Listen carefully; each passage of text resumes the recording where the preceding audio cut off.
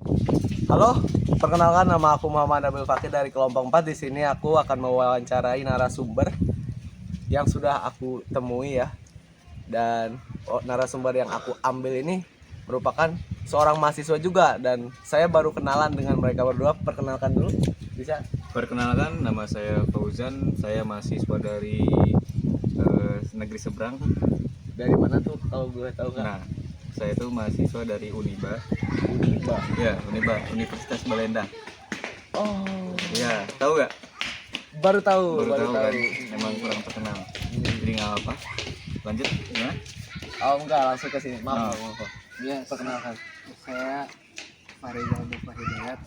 Saya temannya Fauzan ini. Sama saya dari Universitas Uniba. Balenda. Iya, Balema. Oke. Ini by the way kita baru kenalan tapi sudah akrab ya emang. Solidaritas antar mahasiswa emang gitu ya. Betul. Kalau mahasiswa tuh emang harus bergaul gitu. Oke. Jadi langsung aja, gak apa-apa, izin. Ya. Nggak apa, Aku mau santai. nanya-nanya ke kalian nih ya. Bentar ya, nih ya pertanyaannya Ji. Oke, jadi pertama-tama nih, gue langsung aja nih ya. Dulu gue aja ya biar asik ya. Ya, asik. Nih menurut kalian nih, tugas negara untuk menjaga hukum di internet itu gimana sih? Tugas negara Ya, dalam menjaga hukum di internet. hukum internet. Sebenarnya tuh itu tuh kalau misalkan negara tuh sebenarnya nggak harus ikut campur banyak. Sebenarnya negara juga harusnya ikut campur ya. Kayak contoh Kominfo itu dia tuh mengatur segala aspek yang digunakan dalam internet gitu. Contohnya kalau misalkan hukum dilarangnya judi online, itu pasti diblokir sama Kominfo. Yang kayak gitulah itu hukum-hukumnya dan sudah ada undang-undangnya gitu. Seperti itu kalau menurut saya. Menurut abang sendiri, abang siapa tadi? Farizal ya? Iya, Farizal ya. Saya setuju jika tugas negara untuk menjaga hukum ada pada platform digital seperti judi online yang seperti sangat destruktif untuk negara kita.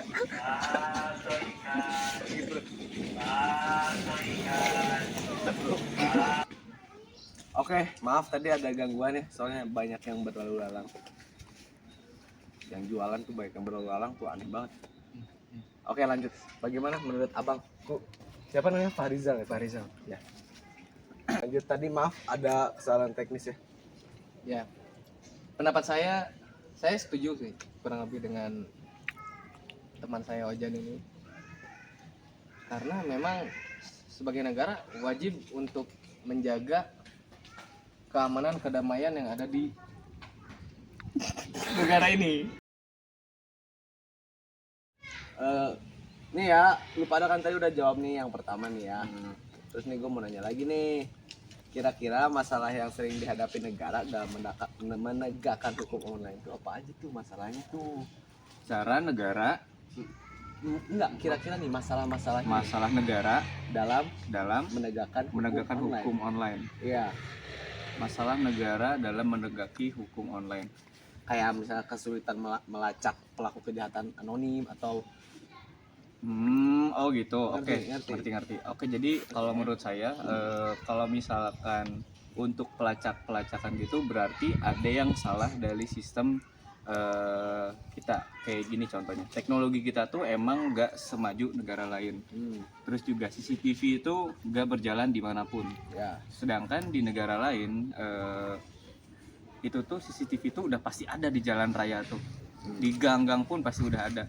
Tapi kalau di Indonesia tuh tidak semuanya tercover, karena emang permasalahannya itu negara Indonesia tuh negara kepulauan terbanyak, jadi emang akses untuk pengembangan teknologinya tuh emang sangat sulit gitu. Beda dari negara Singapura. Singapura tuh emang negaranya kecil, tapi akses internet terus CCTV itu sangat banyak karena emang negaranya kecil gitu. Ya. Jadi permasalahannya tuh emang di negara Indonesia tuh emang pulaunya tuh terlalu banyak, jadi untuk akses teknologi dan lain-lain tuh emang sangat sulit gitu. Oke. Oh, mengerti. Karena Indonesia gede jadi sulit ya. Sulit gitu. Susah untuk pemerataan Pemerataan. teknologi infrastruktur yang ada di Indonesia. Karena Indonesia tuh negara yang luas, tapi masih banyak jangankan CCTV, bahkan listrik pun masih belum ada di Papua ya. Oh iya, ke Papua Itu ya. masih susah, internet Banyak. masih susah. Jadi sebenarnya bukan dari CCTV-nya saja, tapi infrastruktur secara umum aja masih belum merata di Belum Indonesia. merata. Lanjut nih ya, gua Iya. pengen nanya lagi nih. Nih kan aturan hukum tuh, hukum teknologi udah cukup belum sih? Kalau aturan teknologi itu sebenarnya tuh kenapa kita hukum teknologi itu sedikit, karena emang yang tadi saya bilang tadi memang teknologi di Indonesia itu emang belum mumpuni, jadi peraturan teknologi juga sedikit karena emang teknologi belum mumpuni gitu. Masuk akalnya di situ kalau menurut saya. Oh, oke. Mengerti. Oke. Bisa saya pahami itu. Terus maaf lagi cuacanya lagi jelek. Iya, santai. Lalu bagaimana pendapat lu nih tentang hukum yang mengatur internet? Jadi kan sekarang hukum-hukum apa? Para pemerintah atau apa tuh semua ikut sertalah, bahkan kita sampai privasi juga jadi nggak privasi gitu. Kemudian dulu kan sempat ada kebobolan tuh. Oke, gini.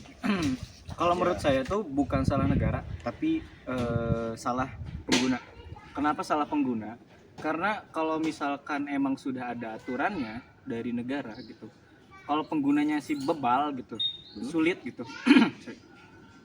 Jadi privacy mau gimana pun juga, sekuat apapun teknologinya, kalau emang usernya memang bebal, susah gitu untuk dibilangin, ya privacy itu nggak akan ada gitu loh. Jadi mau kayak gimana pun caranya kita melindungi negara melindungi privacy data-data, kalau misalkan si masyarakatnya pun belum Belum ya, apa ya, belum apa sih Nyol, belum aware gitu, maksudnya tuh masyarakatnya nggak aware gitu kalau misalkan privacy itu penting gitu. Kayak contoh gini, sekarang tuh menurut saya tuh privacy itu udah nggak ada, karena pertama kita udah main sosial media Ya. kita story dimanapun gitu, mau itu di tempat-tempat umum, tempat-tempat pribadi gitu, pasti kita bikin story.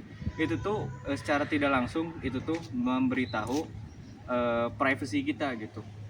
Dan penjahat pun sekarang lebih gampang gitu menemuin target, karena privacy itu udah kelihatan gitu, nggak harus ngehack, nggak harus gimana, tinggal cari orangnya, Instagramnya atau apapun sosial media yang punya akses yang bisa membagikan kemana saja gitu loh. Jadi privacy menurut saya udah nggak ada. Tapi pemerintah tuh bisa melindungi data pribadi kita nggak? Pemerintah, kalau misalkan pemerintah tuh menurut saya bisa-bisa aja, cuman menurut saya kalau untuk sekarang masih belum bisa.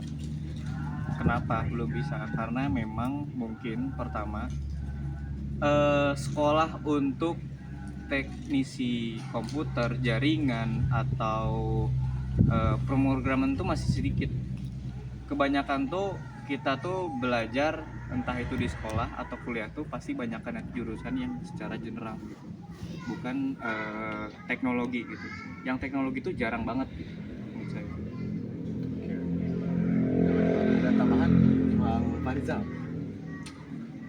Iya, ya jika dilihat dari sistem pendidikan yang ada sekarang, memang pelajaran yang membahas tentang terkait teknologi itu masih jarang sekali. Padahal dunia sekarang sudah sangat maju dengan perkembangan teknologi yang sangat pesat, tapi SDM kita masih kurang gitu, masih belum bisa mengejar kecanggihan dari teknologi itu. Dan memang dari mungkin pemerintahnya masih banyak orang yang nggak paham apa itu digital, jadi gimana tuh. Jadi kayak yang kemarin aja kebobolan, tapi orangnya tuh gak pengen ditolongin tapi gak paham gitu. Ya, Kalau pengen ditolongin gitu. oke. Siap. Dapat saya pahami. Mudah-mudahan yang nonton juga bisa memahami dan mengambil hikmahnya ya, pembelajarannya ya teman-teman. Oke. Lanjut nih. Gua pengen nanya lagi nih. masyarakat tuh bisa membantu menjaga hukum gak sih di dunia digital, especially Masyarakat Iya, bisa membantu hukum untuk tetap menjaga hukum untuk tetap menjaga hukum di internet. di internet. Oke, Iya. berarti itu urusannya berarti sama masyarakat. Iya. Masyarakat tuh tadi tuh dari awal tuh memang dari masyarakatnya, berarti masyarakatnya udah nggak bisa kalau menurut saya. Masyarakatnya nggak bisa untuk menjaga hukum. Susah ya. Susah karena emang pertama tuh emang masyarakat kita tuh udah buta teknologi, tapi pingin apa namanya tuh, gimana jelasinnya, pingin apa ya, kayak sebenarnya tuh nggak mau tahu gitu. Sebenarnya tuh mereka tuh nggak mau tahu, yang penting ya udah gue pakai internet bebas mau ngapain aja gitu. Jadi nggak bisa ngejaga apa yang udah diatur sama pemerintah gitu. Emang dari masyarakatnya aja sih menurut saya. Kalau Bang Farizal ada tambahan atau beda mungkin berseberangan pendapat? Kalau misal masyarakat bisa menjaga hukum, sebenarnya kalau pendapat saya sih agak berbeda ya dari kajian ini. Menurut saya masyarakat bisa menjaga hukum, tapi hanya pada batas-batas tertentu saja. Jadinya seperti ada sesuatu, misal kasus ada maling atau ada apa, itu tuh kadang orang memviralkan itu, kayak memviralkan biar bisa ditangani. Sekarang tuh bukan kayak maling ya, mungkin salah contohnya kayak kasus-kasus kayak yang di pengadilan yang belum terurus, terus kasus-kasus yang laporan yang belum diproses oleh aparat diviralkan, dan itu malah membantu untuk kasus itu diselesaikan. Jadi orang miris sih sebenarnya, orang memviralkan terlebih dahulu baru kasus tersebut bisa diproses secara hukum dengan benar. Jadi ada istilahnya sekarang no viral no justice. Oke. Pendapat yang berbeda ya. Tapi tetap mudah-mudahan kalian bisa mengambil mana yang terbaik buat kalian ya. Oke teman-teman, dan ini pertanyaan gue yang terakhir. Apa yang bisa kita lakukan saat melihat kejahatan cyber? Apa yang kita bisa lakukan saat Melihat kejahatan cyber? Ya. Contohnya gimana nih kejahatan cyber tuh? Contohnya ya kejahatan cyber, lu kayak Bullying online, bullying online bisa, terus scamming juga bisa. Scam. Oke. Berarti caranya tuh sebenarnya tuh sangat simpel. Kalau misalkan kita pingin tahu gitu, jadi gini contohnya, misalkan udah ada kasus nih, ada scam kayak scam kirim transfer dan lain-lain, itu pasti udah ramai kan gitu kan. Orang-orang tuh ngasih tahu ini itu kayak gini biasanya kayak gini. Nah kita juga harus belajar dari situ. Oh ternyata kita tuh nggak boleh sembarangan angkat telepon atau kita masukin data sembarangan ke website gitu tuh. Itu tuh nggak boleh gitu. Itu sih paling biar kita tuh tercegah dari kejahatan cyber. Dan hati-hati juga di internet tuh, kita tuh nggak boleh asal asal bikin status ataupun tempat tinggal kita gitu dikasih tahu gitu di internet tuh nggak boleh, karena itu tuh bisa memicu kejahatan cyber gitu. Oke.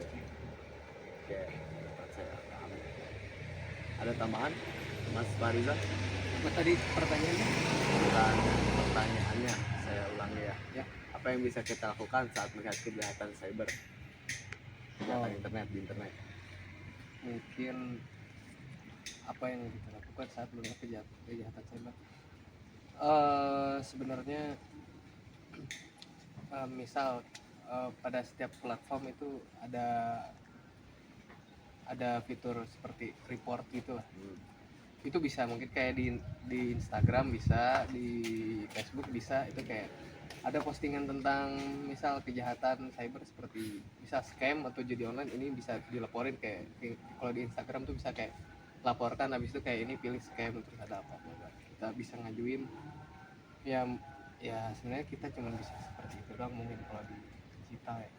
Atau bisa laporkan misal ada influencer yang berafiliasi dengan judi online, itu kita laporkan, bisa tag Kominfo mungkin atau tag Ferry Irwandi aja itu biar di strike sama dia kan. Oke. Ya, bisa mungkin seperti itu. Dilihat-lihat abang ini penggemarnya Ferry Irwandi ya? Oh, saya warga sipil. Warga sipil. Soalnya mirip guys. Terus Mirip pakai kacamata, ada gondrong bewok. ya, emang terlihat seperti tidak terurus sih. Seperti Irwandi. Ketawa korporat. Wah, senang sekali rasanya teman-teman. Oke, mungkin terima kasih ya Abang Fauzan. Ya, Ya, Abang Fauzan dan Farizal. Oke, mungkin cukup sekian. Oh ya, salaman dulu. Makasih. Makasih Bang ya. Aldi. Oke, makasih Bang. Cukup sekian ya di sini. Muhammad Abil Fakih melaporkan ya di sini ya. Melaporkan dari kelompok 4. Maka dari itu saya mengundur. Ulang. Maka dari itu kelompok 3 ya. Kelompok 3 nggak sih? 4. Oke, mungkin cukup sekian ya Di awal dari kelompok 4. Muhammad Abil Fakih, perwakilan dari kelompok 4. Salah.